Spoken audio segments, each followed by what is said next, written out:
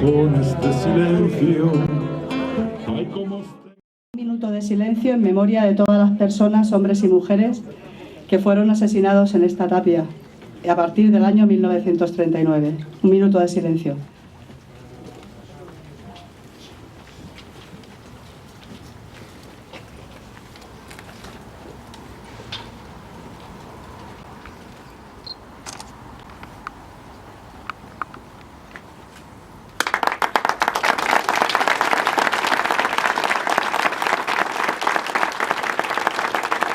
El día 28 de marzo de 1939, la parte del ejército que se había sublevado en 1936 contra el gobierno legítimo republicano entró en Madrid brazo en alto y dando vivas a Franco.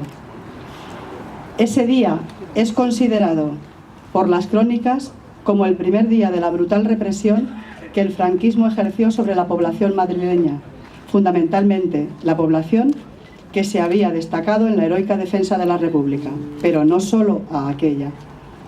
La descripción del tamaño, la brutalidad y la saña del escarmiento fascista es dolorosa. El relato de los hechos taladra el corazón de quien lo intenta, pero para no olvidar es necesario saber. Va a estar brevemente Mirta Núñez. Es la directora de la Cátedra de Memoria Histórica en la Complutense, que se inició por su antecesor Julio Aróstegui, y es una de las primeras y principales investigadoras de la represión en Madrid, autora de varios libros sobre el tema y de imprescindible consulta para saber y no olvidar. A continuación, el lugar de la historia y la investigación, Mirta Núñez.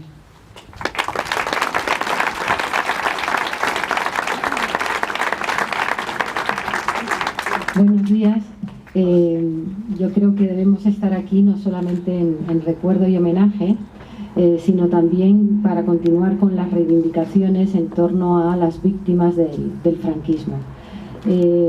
Junto a un compañero, Antonio Rojas, hicimos y publicamos en el año 97, hace poquito, un libro que se llamó Consejo de Guerra, los fusilamientos en el Madrid de la posguerra. De esa manera, con esa investigación, pudimos probar que aquí se habían fusilado 2.800, la cifra exacta, 2.886 personas, y de ellas 76 mujeres. Y dentro de esas mujeres, las 13 rosas. ¿Quiénes eran? ¿Qué edades tenían? Y toda la documentación que pudimos comprobar. He de decir que esa investigación no está presente en el registro de fallecidos de este cementerio.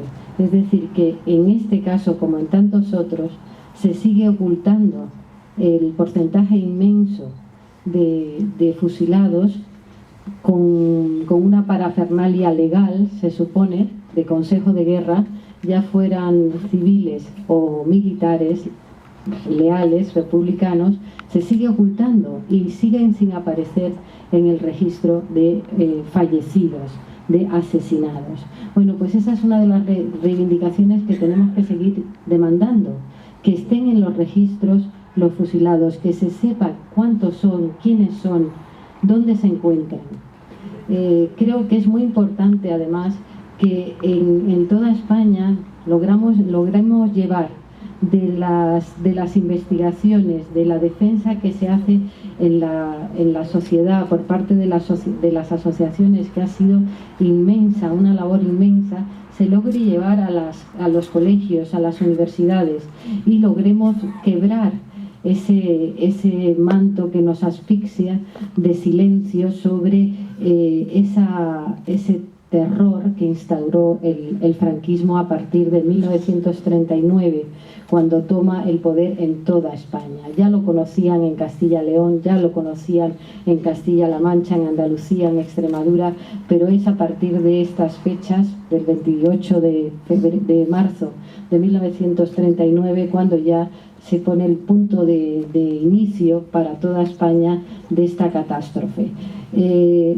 Y digo catástrofe ligado a ese entorno que nos rodea del terrible accidente que ha tenido lugar, y yo digo catástrofe, es horroroso saber lo que ha ocurrido con estos con este avión, pero ¿y la catástrofe que se padeció en España? Esta catástrofe aún no es conocida por gran parte del pueblo español, aún se mantiene tergiversada, aún se mantiene ignorada por esa parte importante del pueblo español. Luchemos los aquí presentes para llevar adelante ese conocimiento, para que no logre el gobierno de la derecha, en particular el PP, esa ambición que tiene de edulcorar el pasado, de hacer ignorar el pasado. Luchemos todos juntos. Adelante. ¡Viva la República!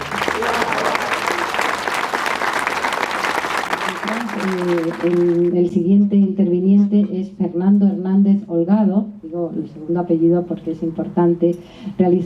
Ha realizado un magnífico estudio sobre las presas de la prisión de Ventas, que como sabéis es la prisión más importante de mujeres de Madrid, que creó Victoria Kent.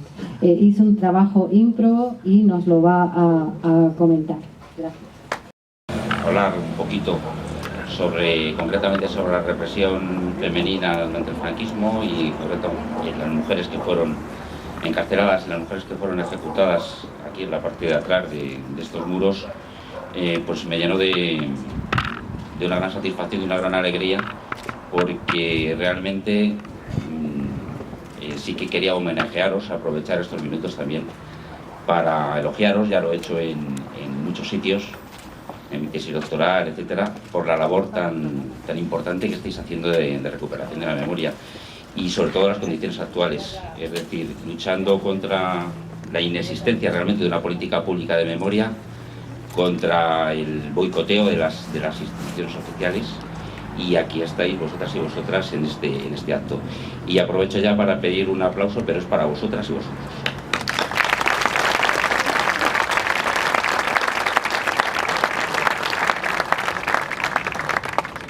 Hablando un poco de la represión femenina, sí que enseguida, cuando me lo propuso Tomás, sí que me acordé del 28, claro, una fecha como la de hoy, un 28 de marzo del año 39, recuerdo lo que me contaba, por ejemplo, una presa política, Manolita del Arco, que estuvo 19 años encarcelada, y ella estuvo en aquel momento en la prisión de Ventas, republicana, pero con la Junta de Casado, que se había llenado de comunistas, y debía de haber como unas 500 comunistas en ese momento, con las detenciones que se produjeron en los últimos momentos de la guerra en Madrid, perdón, con las detenciones masivas, como digo, de mujeres vinculadas, hombres, en este caso de Ventas, mujeres vinculadas al Partido Comunista. Ella me contaba que tuvo lugar realmente prácticamente un amotinamiento en la cárcel para que pudiesen salir el mismo 28 de marzo. Evidentemente, cuando salieron el 28 de marzo, a la fuerza, realmente, presionando a las autoridades, a las jefas de servicio, etcétera, de la prisión, a la dirección de la prisión, no había escapatoria. Es decir, ya no había tiempo material para huir por la carretera de Valencia, que era la única que estaba libre. Esto lo he podido comprobar en los expedientes. O sea, aquí estamos hablando, imaginemos, transportémonos un poco a ese 28 de marzo de la cárcel de Ventas, las mujeres pidiendo salir, exigiendo salir, y también con la conciencia de que las habían dejado. O sea, he sabido que varios dirigentes políticos, decenas de dirigentes políticos comunistas, se quedaron en las prisiones republicanas y luego, sin solución de transición, pasaron a estar en las prisiones franquistas. Pero en el caso de estas mujeres se habían olvidado de ellas. Eso lo que habla es un poco de la situación de las mujeres en esa época, y habla también de un discurso patriarcal, que es un poco lo que me he venido empeñando en denunciar en todo esto, en toda esta represión femenina. Es decir, se habían olvidado de las mujeres, se habían olvidado de 500 mujeres presas en la cárcel de Ventas. En mis investigaciones, bueno, y a partir de testimonios que he podido recabar con entrevistas realizadas a mujeres, en su inmensa mayoría han fallecido, que fueron encarceladas en los años 40, y luego cotejando esos testimonios con los datos, que esto que os estaba diciendo el 18 de marzo es rigurosamente cierto, porque además está cotejado con los expedientes penitenciarios con esa fecha, lo que se deduce y ya se sabe y se ha extendido, primero por la memoria de las propias mujeres o de los familiares de las mujeres, después con trabajos de investigación o plataformas de memoria como la vuestra. Lo que se sabe perfectamente es que hubo un castigo a las mujeres del Madrid republicano, un castigo especial, y un castigo especial por las cosas que habían hecho durante la guerra. Y entonces estamos hablando aquí de desarrollos personales. Me estoy acordando de Nieves Torres, que falleció año y medio, una mujer de Venturada, una jovencita de Venturada, este pueblo de la Sierra, que bueno, se inició en la política, o sea, viniendo de ese ambiente rural, se inició en la política, en la cultura, en la militancia política a favor de la República durante la Guerra Civil. Es decir, toda esa generación de mujeres, la mayoría, las propias 13 Rosas, etcétera, fueron mujeres que dieron un salto personal, en lo personal, impresionante. Es decir, ya no estamos hablando solamente de la vinculación política, estamos hablando también del discurso feminista, de la conciencia que tenían en ese momento de estar sometidas en un sistema patriarcal, y que la República y la guerra les daba la oportunidad de revertirlo, de subvertirlo. Entonces esas subversoras del orden patriarcal, esas subversoras del papel que tradicionalmente estaba asignado a las mujeres y que estaba defendido precisamente ese papel tradicional por los poderes que ganaron la guerra, es decir, desde el catolicismo conservador hasta el militarismo de los generales, esa apuesta, eso les costó. En el caso de las mujeres, pues encarcelamientos masivos, como ya se sabe, en las cárceles aquí en Madrid de Claudio Cuello y de Ventas.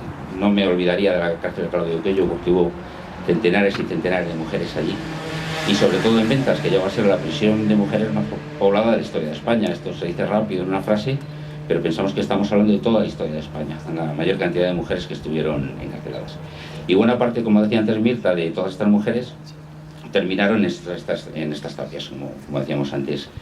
Se ha podido, a partir de los trabajos de Mirta y otras investigaciones, se ha podido ya identificar, cifrar ya con exactitud el número de mujeres que fueron ejecutadas. Estamos hablando de 84 mujeres ejecutadas en Madrid de aquella época, entre el año 39 y el 43. Yo he estado investigando otras realidades penitenciarias, Barcelona, etcétera, en ciudades republicanas, o sea, en ciudades, quiero decir, capitales, que cayeron en el último momento, que aguantaron hasta el último momento, y cómo fue la represión en esos años del 39 y 40, y no hay ninguna comparación posible. Y antes lo estaba también comentando también, bueno, los representantes de Memoria y Libertad, es decir, que hay un trabajo pendiente, y que cada vez van saliendo más. Es un trabajo pendiente, y vuelvo a lo de antes, del que han hecho dejación las políticas oficiales, la Ley de Memoria Histórica. Incluye también a las universidades españolas, porque realmente todavía no se ha montado realmente un equipo científico que pueda, todos los años que han pasado, que pueda llevar a una cuantificación, por ejemplo, de número de encarcelados, o una cuantificación exacta. Es decir, digamos que el trabajo que inició Mirta, desgraciadamente no ha tenido continuidad, y es ahí donde vuelvo a lo de antes, al protagonismo vuestro, o sea, la importancia de lo que estáis haciendo a la hora de cuantificar las víctimas, de salir también un poco del perfil de víctima, es decir, porque estáis rescatando las historias personales de todas ellas y rescatándolas también con documentos, con fotografías, con testimonios de los familiares, y bueno, ahí está, vosotros sois los protagonistas y las protagonistas de todo esto, y este aplauso es para vosotros otra vez.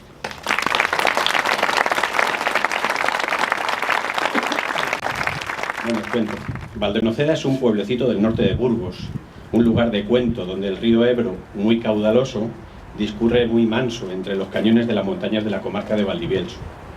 Allí, entre 1938 y 1943, hubo una terrible prisión de castigo. Una prisión en la que la dictadura encarceló a cientos de presos manchegos, andaluces, madrileños. Allí no se mataba a nadie, o sí. Lo explicaré de otra forma. Allí no se disparó contra nadie. Allí el régimen no gastó una sola bala.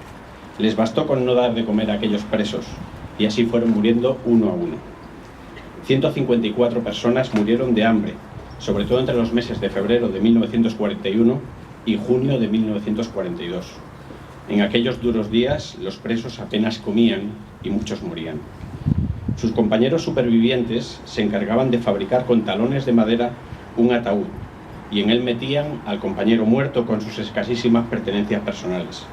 Lo llevaban a una parcela que estaba situada junto al cementerio parroquial, y allí le daban un entierro lo más digno posible. Con el cierre de la cárcel y el paso del tiempo, toda huella de los enterramientos se perdió y la parcela se descuidó. En los años 70, el cementerio parroquial se quedó pequeño y la iglesia se hizo con la propiedad de ese solar. Comenzaron a enterrar a los fallecidos del pueblo encima de los restos de nuestros presos. Este fue el detonante para que algunas familias en aquel momento nos empezásemos a unir y a tomar conciencia de lo que allí estaba sucediendo. Lo cierto es que al abandono de los restos de nuestros padres y de nuestros abuelos se sumaba la humillación de ver cómo, sin siquiera pedir opinión a las familias de los muertos, se procedía a enterrar a otras personas encima de nuestros familiares. Gracias a Internet conseguimos empezar a organizarnos. Comenzamos siendo 3 familias, hoy ya somos 114 las localizadas y todavía buscamos a 40 familias más. En 2007 pudimos realizar una exhumación parcial en la parte de la parcela que aún no había sido utilizada para los enterramientos nuevos y conseguimos exhumar 116 cuerpos. En ese momento comenzamos a contrastar el ADN de los descendientes vivos que íbamos encontrando con el ADN de los restos exhumados. Y hemos conseguido desde el año 2010 identificar a 53 y entregar a sus familias a 53 personas. 53 personas con nombre y apellidos, 53 personas de padres alejados a la fuerza de sus familias, de mujeres que veían cómo la condena de sus maridos les dejaba sin sustento, de hijos que sufrieron la separación de sus padres. Historias todas ellas de vidas truncadas por la ambición, la venganza y el odio de unos contra otros. Desde Valdenoceda, como desde tantos y tantos lugares de España, queremos hacer un llamamiento a todos, también a este gobierno, para que hagamos juntos un ejercicio de memoria. Muchos son los que preguntan por qué necesitamos hacer ese ejercicio de memoria. Otros no se molestan siquiera en preguntar, simplemente dicen que estamos hablando de fosas, que nos pasamos todo el día hablando de fosas. Lo cierto es que miles y miles de familias españolas tienen una herida abierta desde hace más de 70 años, y es una herida que nadie ha ayudado a cerrar, y que solo podremos empezar a cerrar cuando consigamos recuperar los restos de nuestros familiares. Estos últimos días hemos vivido con terror la tragedia que antes comentaban del avión de Germanwings. El choque contra la montaña fue de tal magnitud que va a costar semanas recuperar los restos de los viajeros, y alguno de ellos quizá nunca pueda ser recuperado. Los psicólogos que asisten a las familias tienen todos un punto de vista en común, y entre comillas, las tragedias con cuerpos se asimilan antes. Está claro que sin un cadáver el estado de shock se alarga y también su recuperación. Decían los propios psicólogos a los medios de comunicación que les entrevistaban sobre las familias. Por eso, cueste lo que cueste, hay que intentar que las familias recuperen los restos de los suyos, porque sabemos que solo así podrán comenzar su duelo. Y todos, sin excepción, hemos entendido la necesidad de realizar ese esfuerzo extraordinario. Como digo, cueste lo que cueste. Nosotros hemos entendido más que nadie la necesidad de recuperar esos restos para poder comenzar el duelo. Y también apoyamos los esfuerzos extraordinarios que están haciendo los gobiernos de Francia, de Alemania y de España. Sin embargo, en el caso de los represaliados por el franquismo, algo tan elemental se ha convertido en estos años en un asunto de debate político, en el que unos acusan a otros, y cito textualmente, de querer abrir heridas. Y no es así.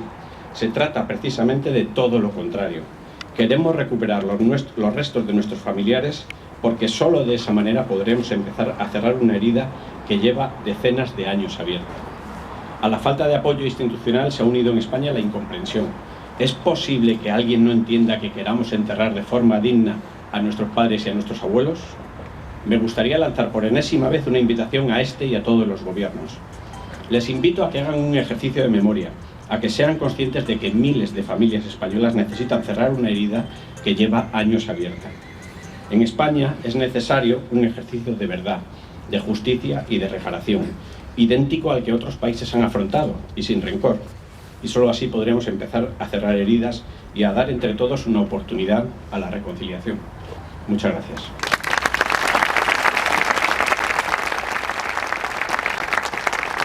Gran trabajo el de Valdenoceda, como veis. Conchi de Luz es la presidenta de la Agrupación de Familiares de Víctimas de la Represión Franquista de Guadalajara, que trabaja en una tapia como esta y dignificando una fosa como las que debió haber aquí, pero en Guadalajara. Ha publicado un magnífico trabajo sobre la represión en Tendilla, su pueblo, y el de su abuelo Saturnino, asesinado en Guadalajara y enterrado en la fosa de su cementerio. Yo he visto a Conchi presentar su libro en la puerta del ayuntamiento de su pueblo, en la calle, por serle negado el acceso, y la he visto vender su libro en un tenderete en las fiestas de su pueblo, en una mesa cubierta con la bandera republicana. Hoy la tenemos aquí, Conchi de Luz. Muchas gracias. En realidad en Guadalajara no hay una fosa, hay dos. Hay dos fosas, no en la misma situación, pero entre una y otra puede que haya más de 800 cuerpos. Como sabéis, los números nunca nos van a cuadrar. Entre esos 800 cuerpos hay hombres y mujeres no solo de Guadalajara. Hemos encontrado que también los hay de muchas de nuestras provincias de España. Fueron enterrados como perros y amontonados en pilas de 10 y 12 cuerpos. Una de estas fosas ha sufrido varios intentos de destrucción. En los años 70 fue destruido el muro donde se producían las ejecuciones, donde fueron vilmente fusilados cientos de hombres y mujeres que habían permanecido fieles a la República, y una excavadora viola la fosa llevándose 4 o 5 cuerpos, los superiores, lo suficiente como para obtener un espacio nuevo en un intento de prepararlo para venderlo como un enterramiento nuevo en sepulturas perpetuas. Todos esos cuerpos fueron arrastrados por la pala hasta un osario, un depósito que se sitúa justo al final de la fosa. Este objetivo comercial del ayuntamiento no fue posible. Las condiciones físicas del terreno impidieron poder enterrar cuerpos en ese espacio y el ayuntamiento abandonó la idea, dejando la fosa arrasada como un erial dentro del cementerio. Después, en un segundo momento, el ayuntamiento del PP vuelve a la carga con su pretensión, trata de trocear la fosa y vender el espacio, borrando así definitivamente las pruebas de la infamia. Es entonces cuando las familias buscamos el apoyo del Foro por la Memoria de Guadalajara. Pero para el Foro, entonces, este asunto no era la prioridad. Para las familias era decisivo, urgente, ponerse a trabajar en ello y sin perder más tiempo, viendo destruida la fosa, nos organizamos y preparamos un proyecto. La Ley de Memoria nos permitió optar a una subvención que fue una de las más altas que se otorgó ese año. Entonces, en ese momento, las familias creíamos ver que se acercaba el momento de obtener el reconocimiento y dar dignidad a ese espacio. Pero cuanto más cerca estábamos, más se alejaba nuestro deseo, ya que el Ayuntamiento del Partido Popular no quiere autorizar nuestro proyecto, fundamentalmente por la negación total y absoluta para recoger los nombres y apellidos de los que están en la fosa. Por el momento hemos salvado el espacio, hemos salvado la fosa. Hablo sobre todo de la fosa que está en la parte del cementerio que denominaban católico. Hoy ese espacio está aseado, aunque no dignificado. Nada allí indica que se trata de un espacio de memoria, de un espacio que para nuestra agrupación se ha convertido ahora en un objetivo. Por eso, la agrupación se persona siempre en los momentos en que por el cementerio desfila gran número de personal, y una celebración cualquiera nos sirve para visibilizar la infamia. Con 60 metros de bandera y todos los nombres de los vilmente asesinados y una pancarta indicando que estamos en un lugar de memoria y homenaje a los que sufrieron por defender la justicia y la democracia. Mi particular investigación me llevó a escribir este libro,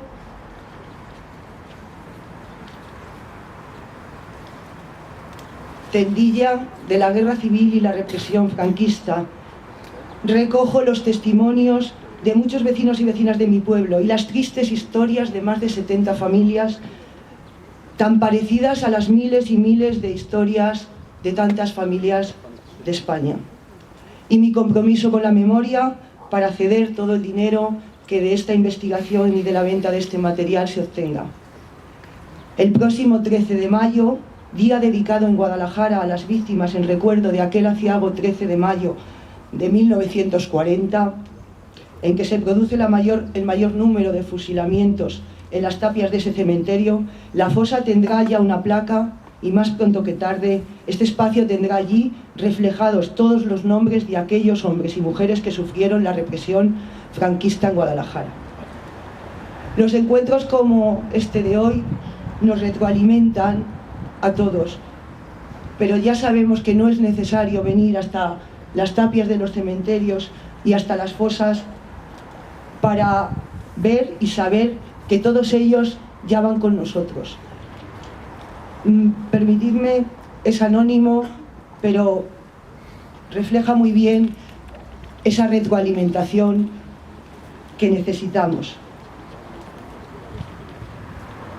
Mi tumba no anden buscando, porque no la encontrarán. Mis manos son las que van en otras manos tirando. Mi voz la que va gritando, mi sueño el que sigue entero.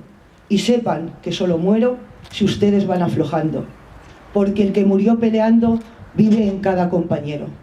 Muchas gracias.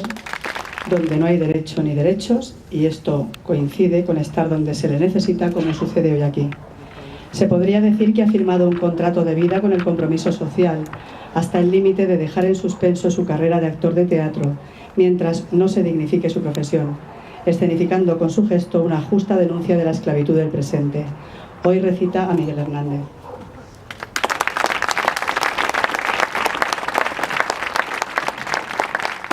Hola, muy buenos días a todos y a todas. La verdad es que para mí es un verdadero orgullo estar hoy aquí.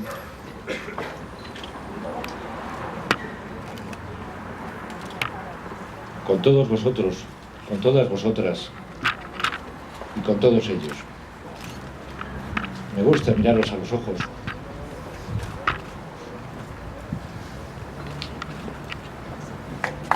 Porque veo en ellos su mirada, la mirada de todos y todas los que cayeron aquí, vilmente asesinados. Esa mirada limpia, llena de amor, de compromiso, de lucha, de dignidad.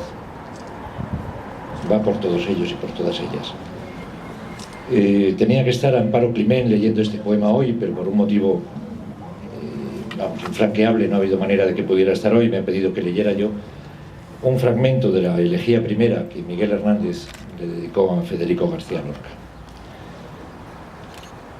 Atraviesa la muerte con herrumbrosas lanzas y en traje de cañón las parameras donde cultiva el hombre raíces y esperanzas. Y llueve sal y esparce calaveras. Verdura de las eras, ¿qué tiempo prevalece la alegría? El sol pudre la sangre, la cubre de asechanzas y hace brotar la sombra más sombría. El dolor y su manto vienen una vez más a nuestro encuentro. Y una vez más, al callejón del llanto, lluviosamente entro. Siempre me veo dentro de esta sombra de acíbar revocada, amasado con ojos y bordones, que un candil de agonía tiene puesto a la entrada y un rabioso collar de corazones. Llorar dentro de un pozo, en la misma raíz desconsolada del agua, del sollozo, del corazón quisiera, donde nadie me viera la voz ni la mirada, ni restos de mis lágrimas me viera. Entro despacio, se me cae la frente despacio, el corazón se me desgarra despacio, y despaciosa y negramente vuelvo a llorar al pie de una guitarra. Entre todos los muertos de elegía, sin olvidar el eco de ninguno, por haber resonado más en el alma mía, la mano de mi llanto escoge uno. Federico García hasta ayer se llamó, polvo se llama. Ayer tuvo un espacio bajo el día, que hoy el hoyo le da bajo la grama. Tanto fue, tanto fuiste y ya no eres. Tu agitada alegría que agitaba columnas y alfileres. De tus dientes arrancas y sacudes, y ya te pones triste. Y solo quieres ya el paraíso de los ataúdes. Vestido de esqueleto, durmiéndote de plomo, de indiferencia armado y de respeto, te veo entre tus cejas y me asomo. Se ha llevado tu vida de palomo, que ceñía de espuma y de arrullos el cielo y las ventanas, como un raudal de pluma, el viento que se lleva las semanas. Primo de las manzanas no podrá con tu savia la carcoma, no podrá con tu muerte la lengua del gusano, y para dar salud fiera a su poma, elegirá tus huesos el manzano.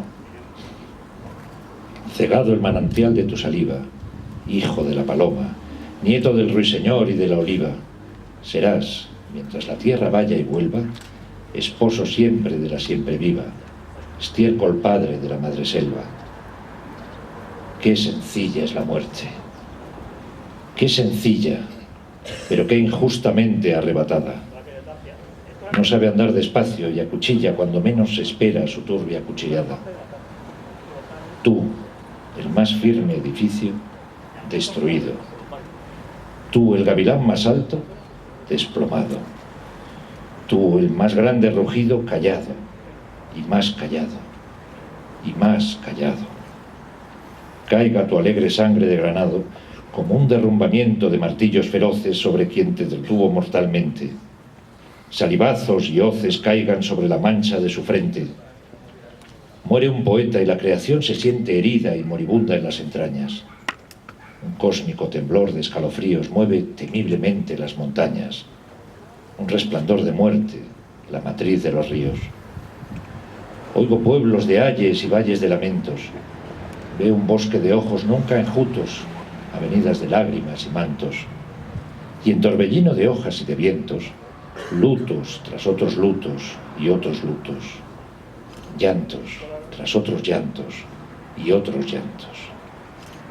No aventarán, no arrastrarán tus huesos, volcán de arrope, trueno de panales, poeta entretejido, dulce, amargo, que al calor de los besos sentiste entre dos largas hileras de puñales, largo amor, muerte larga, fuego largo.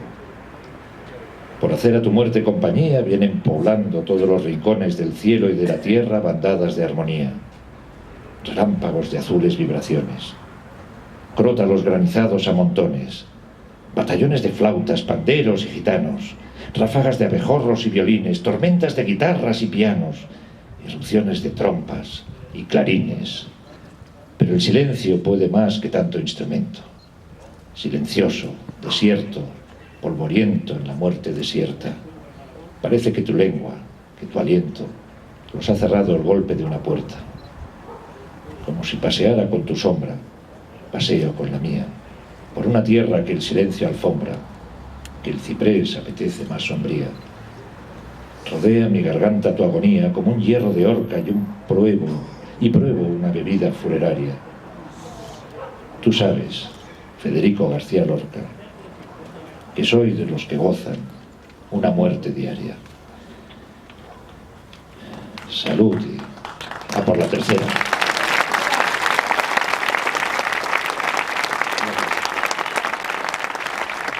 La holandesa Johan van Borkum, luego lo dirá ella bien, se hizo periodista para luchar contra las injusticias. Ha venido hoy aquí acompañada por el éxito de su última exposición de fotomontaje sobre la memoria histórica española, que desde el 4 de febrero de este año se muestra en el NIOD, Instituto de Estudios de Guerra, Holocausto y Genocidio de la Universidad de Ámsterdam. Cuando Johan se enteró de que las víctimas del franquismo se reunían todos los jueves en la madrileña Puerta del Sol, no se lo pensó dos veces y acudió a la cita de los represaliados. El año pasado expuso por primera vez sobre temática franquista en las secuelas amargas del franquismo en el Museo de la Resistencia de la capital holandesa. Con vosotros, Johan.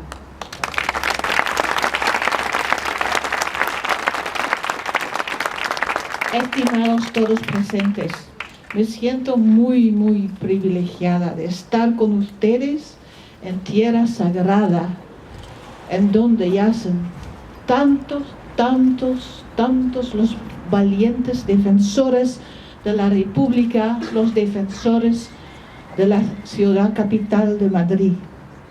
¿Muertos?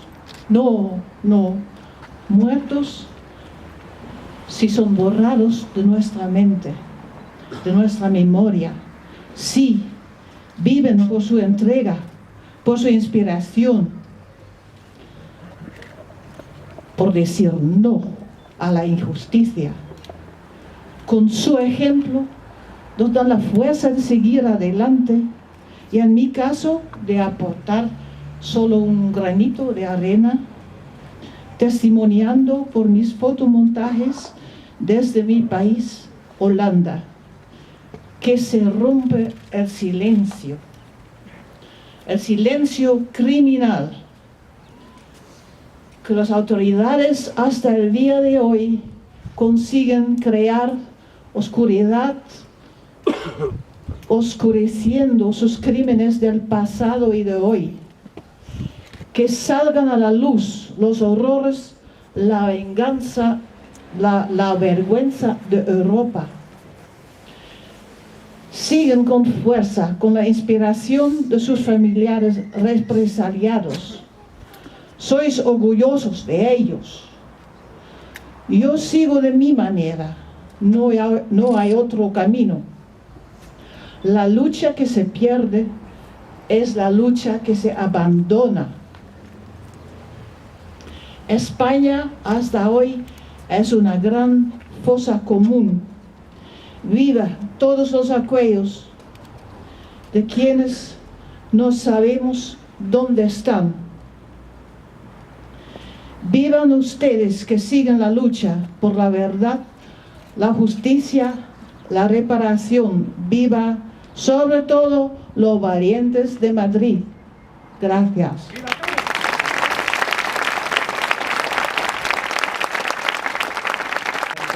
Quiero hacer una mención especial a Juan Carlos Mestre, que nos acompaña habitualmente y que está entre las personas asistentes. Marisa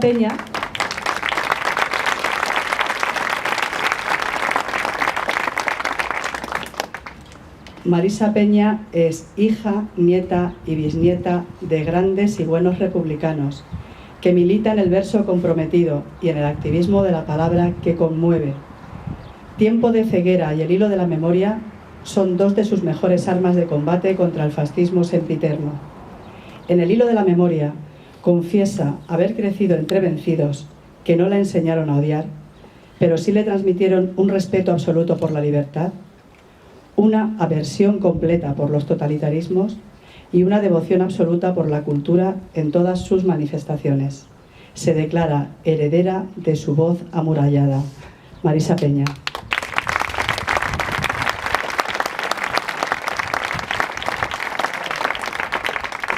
Bueno, he escogido 4 textos muy cortitos, son textos de la memoria de los míos, pero es la memoria de todos, la memoria de la República, la memoria de la libertad. El llanto de los muertos. Yo no quiero que mis muertos lloren un llanto de arena. Yo quiero que mis muertos tengan su lugar en el mundo, el que le corresponde por derecho, el que da la justicia, el que merece su historia dormida, el que guardó la memoria de mi abuela para que nadie lo emponzoñara, para que no se hiciera añicos, para que no se hiciera sombra. El agua siempre encuentra su camino, el río siempre encuentra su cauce primigenio, por más que se lo borren, por más que se lo escondan, por más que se lo roben. Yo no quiero que nadie acalle el llanto de mis muertos, que lo entierren debajo de las piedras, como enterraron tantas otras cosas. Yo lo escucho, lo acuno, limpio con él las heridas y lo dejo salir, cruzar los desiertos, los semáforos, recorrer las cunetas, las aceras, las puertas cerradas de edificios abandonados, las tapias, los mares que dividen familias para siempre. Yo dejo que lloren mis muertos y lloro con ellos, en paz.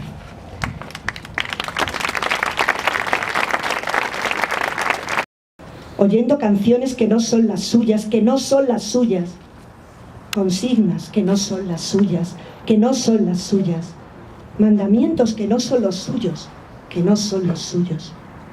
Todo es gris en la memoria heredada, daguerrotipo cruel de una derrota. Vuelven los años de la barbarie, de la mordaza, de la impotencia. Ellos han sacado de nuevo las banderas para que recordemos que nunca se fueron del todo, que nunca se fueron del todo, que nunca ganaron los nuestros, que nunca ganaron los nuestros. Yo he sacado de nuevo la memoria herida, la que me legaron como un tesoro, y la enarbolo para conjurar a la barbarie, esa que se empeña otra vez en regresar.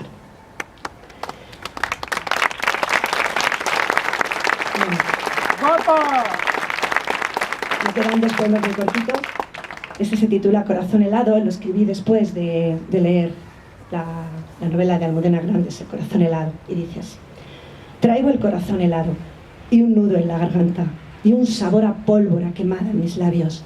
Traigo la verdad de los míos, sus lágrimas de sal y su dolor profundo e infinito, porque la sombra de la memoria también es alargada. ¡Viva Almudena! Y para terminar, voy a leer un poema que irá ya siempre unido a la voz de Hilda Farfante, a su lucha, a su grito, a su afecto, por ella, por todos, por los que fueron, por nosotros, los que somos, por los que un día serán. Salud, república, memoria y justicia. Mientras me quede voz. Mientras me quede voz, hablaré de los muertos, tan quietos, tan callados, tan molestos. Mientras me quede voz, hablaré de sus sueños, de todas las traiciones, de todos los silencios, de los huesos sin nombre, esperando el regreso, de su entrega absoluta, de su dolor de invierno. Mientras me quede voz, no han de callar mis muertos. ¡Bravo!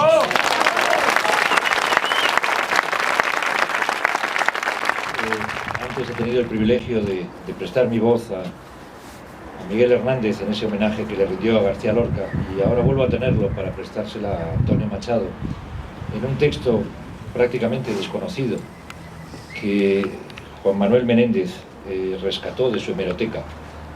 Es un artículo que Antonio Machado escribió a la heroica defensa de Madrid y que se publicó en el diario El Sol y Tánger, dirigido por Jaime Menéndez el Chato, que fue su último director y también fue represaliado. Como os decía, es de 1937. Madrid. 3 meses de asedio bajo el hierro y el fuego viene resistiendo Madrid, y todavía tiene, según me dicen, la sonrisa en los labios.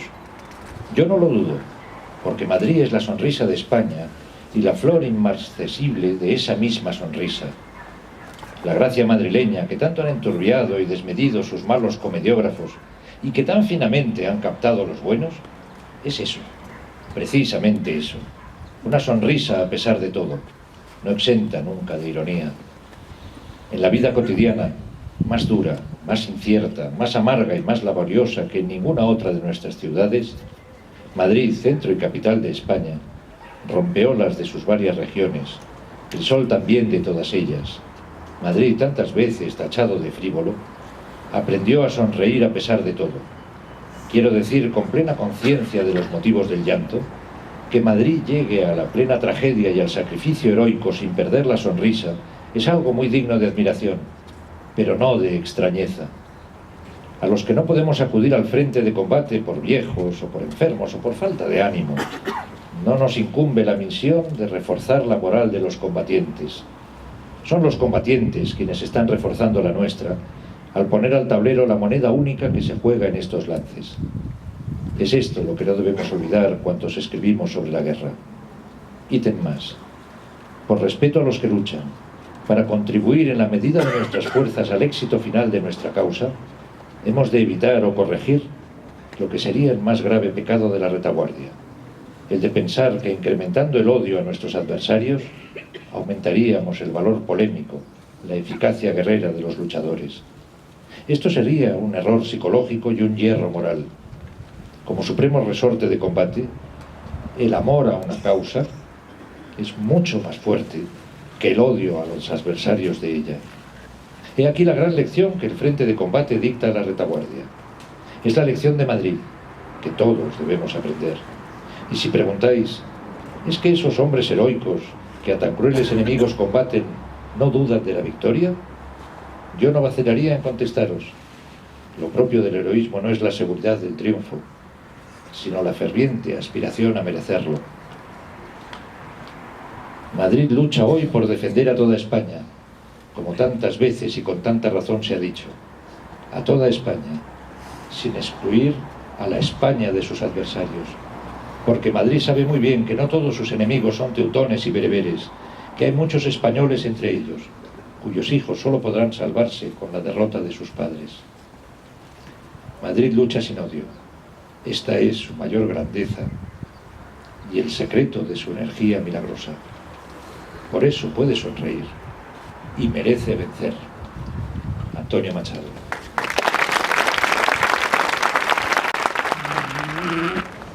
Ahora va a intervenir Paquita Martín, miliciana, que ha estado todo el acto de pie.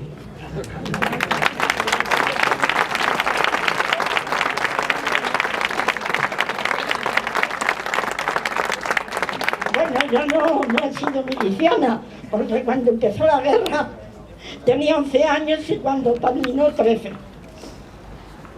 Sí he sido una mujer que, por desgracia, me ha tocado batallar mucho. Pero en fin, la historia ya está pasada, lo que importa es lo que tiene que venir y a dónde tenemos que ir. Yo os voy a recitar una poesía de una mujer quien yo no he conocido, que me hubiera gustado conocer, pero que solamente ese es su nombre, se llamaba Consuelo, creo que Ruiz de apellido, pero no lo sé.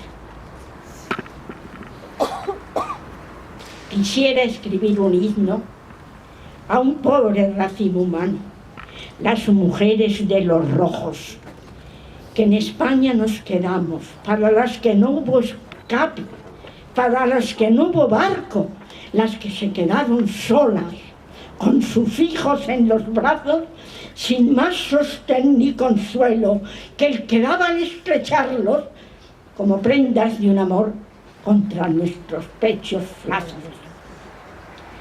Todos perdimos la guerra, todos fuimos humillados, pero para las mujeres el trance fue más amargo.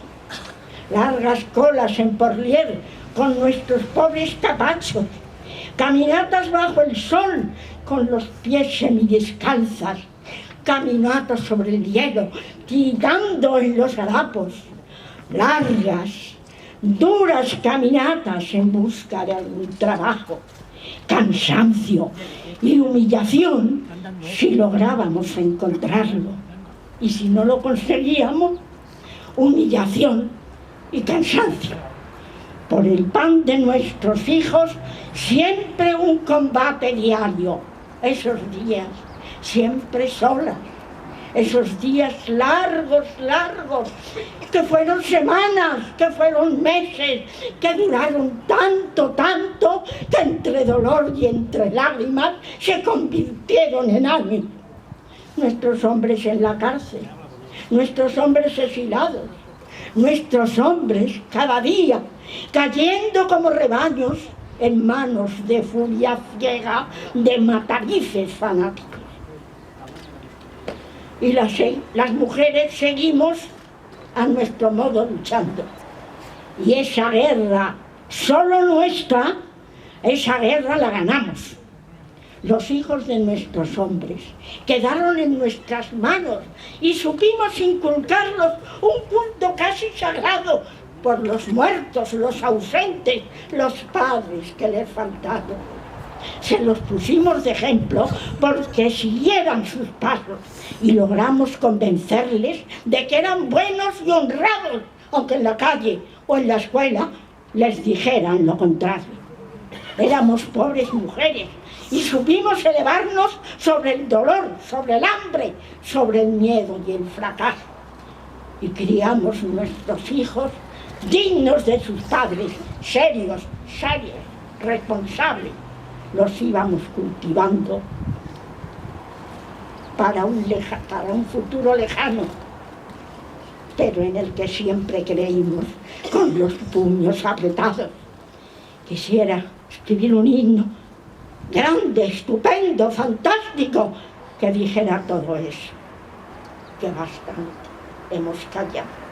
Las mujeres de los rojos, que en España nos quedamos, creemos tener al menos derecho a contarlo.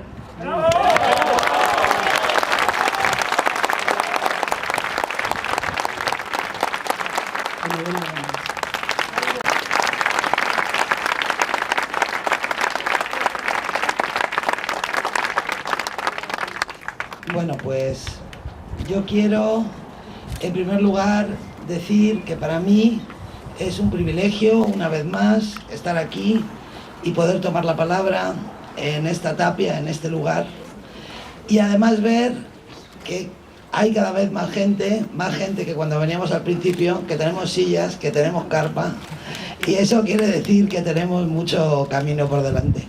La primera vez que yo conocí a Memoria y Libertad fue a raíz, y esto lo quiero recordar, hoy que se ha recordado tanto la trayectoria de esta asociación, quiero recordar que la primera vez que yo entré en contacto con Memoria y Libertad fue después de que Alberto Ruiz Gallardón hubiera instalado este columbario que ven ustedes aquí encima de una de las tapias donde se fusilaba en Madrid.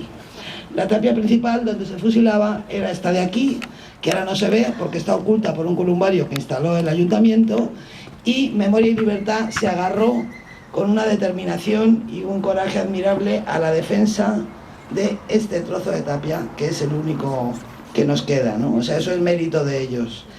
Y para mí es muy emocionante y muy importante estar aquí cada año, y no solo porque en esa tapia ya hay muchos nombres y muchos rostros que para mí son como de mi familia, porque son personajes de mis libros, sino también porque para mí esto representa un chute de energía, un chute de alegría y de entusiasmo. Yo he dicho muchas veces que no tengo muchos motivos para sentirme orgullosa de ser española, pero que estoy muy orgullosa de ser una roja española. Y hay algo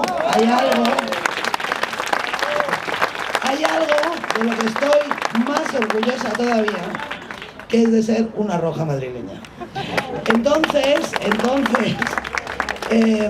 yo hablé de esta tapia en El corazón helado, y quiero darle las gracias a Marisa por el poema que ha leído y porque me ha dado un bote en el corazón cuando lo he escuchado. Esta tapia ya aparecía en El corazón helado. He escrito mucho sobre esta tapia, sobre la gente que murió en esta tapia, y sobre la cárcel de Porlier y sobre la cárcel de Ventas, de donde venían los que eran fusilados y donde estaban las mujeres que escuchaban los tiros de gracia, ¿no?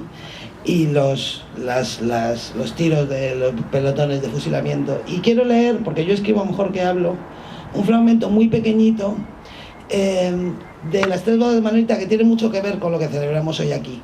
Fernando Hernández Holgado ha hablado de los presos que fueron detenidos, presos comunistas detenidos tras el golpe de Casado, que después pasaron a las cárceles republicanas. Entre ellos había 15, me parece, 15, la cúpula de la Juventud Socialista Unificada de Madrid, que fueron desde la cárcel de Porlier a San Miguel de los Reyes en Valencia.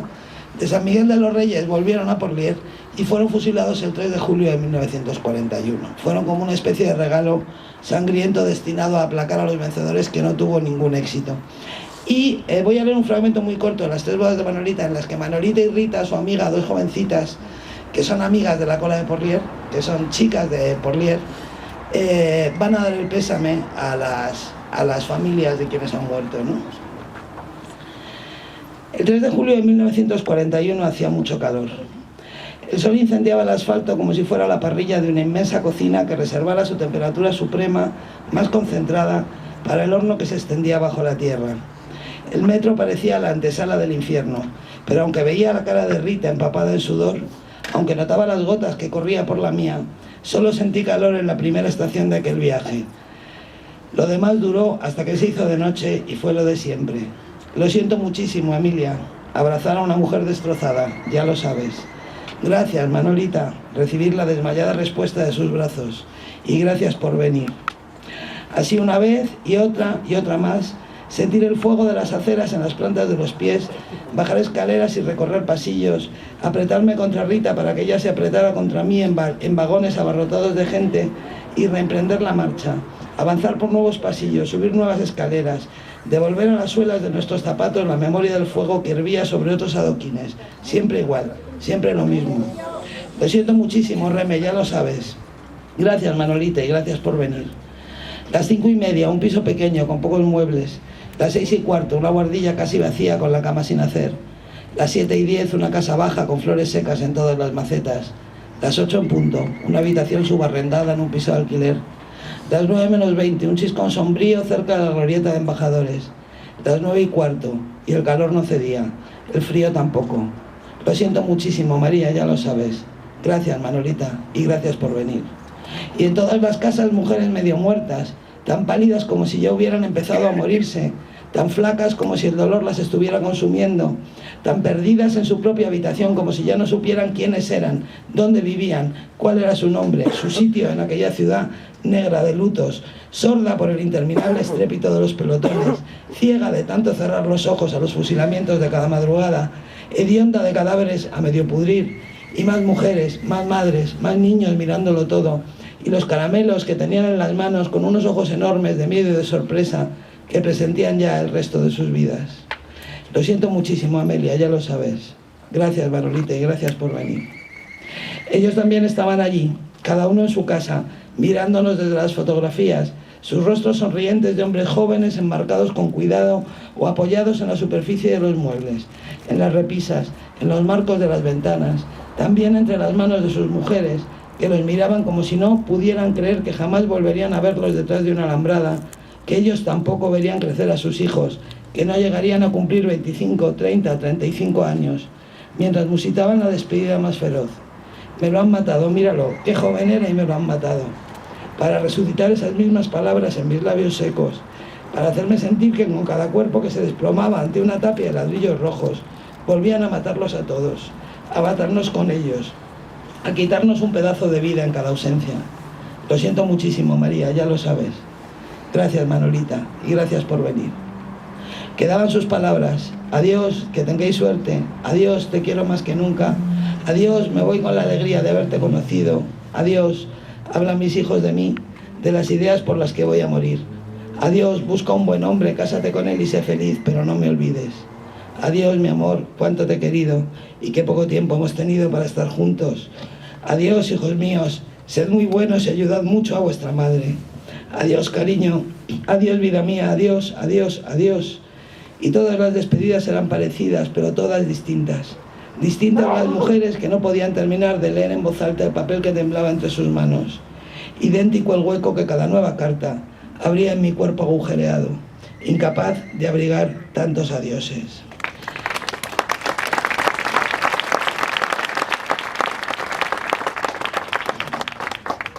La memoria no tiene que ver con el pasado.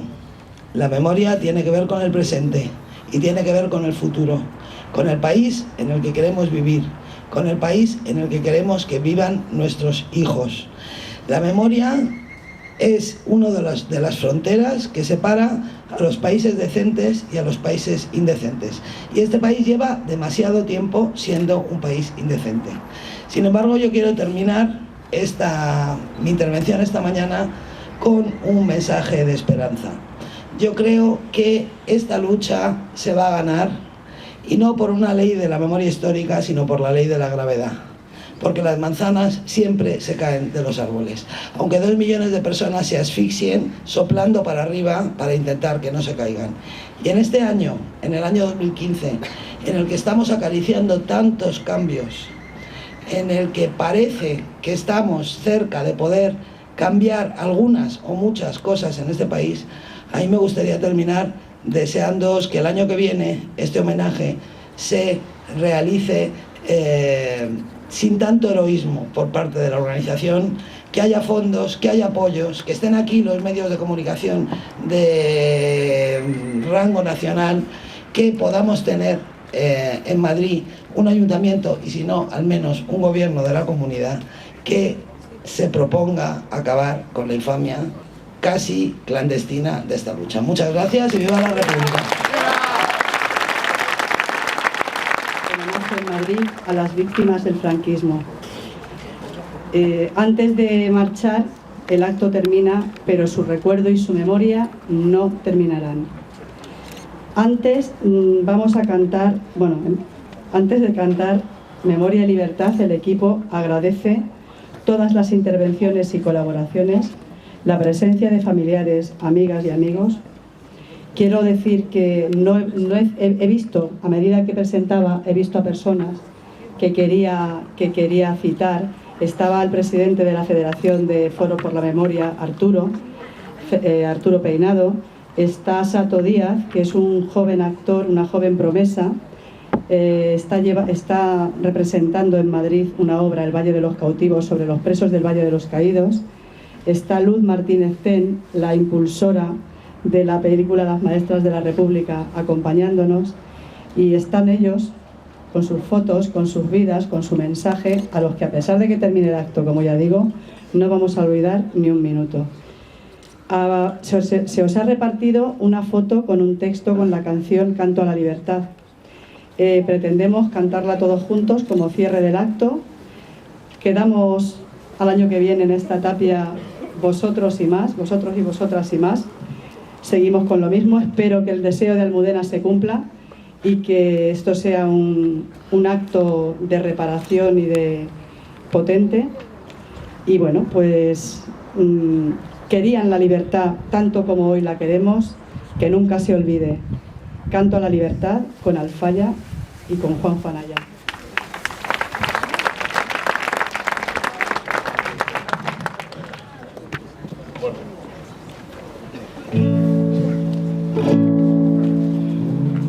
Habrá un día en que todos, al levantar la vista, veremos una tierra que ponga libertad.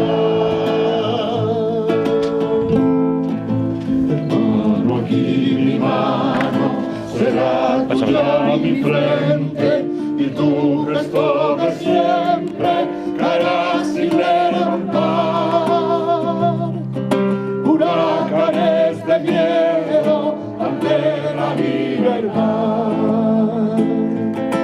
Haremos el camino en un mismo trazado, uniendo nuestros hombros para así levantar a aquellos que cayeron gritando libertad. Habrá un día en que todos, al levantar la vista, veremos una tierra que ponga libertad. Sonarán las campanas desde los campanarios y los campos desiertos volverán a granar. Unas espigas altas dispuestas para el pan, para un pan que en los siglos nunca fue repartido entre todos aquellos que hicieron lo posible por empujar la historia hacia la libertad. Habrá un día en que todos, al levantar la vista, veremos una tierra que ponga libertad. También será posible esa hermosa mañana, ni tú, ni yo, ni el otro la lleguemos a ver, pero habrá que forzarla para que pueda ser, que sea como un viento que arranque los matojos, surgiendo la verdad y limpie los caminos de siglos de destrozos contra la libertad. Habrá un día en que todos, al levantar la vista, veremos una tierra que ponga libertad. Habrá un día en que todos, al levantar la vista, veremos una tierra que ponga libertad.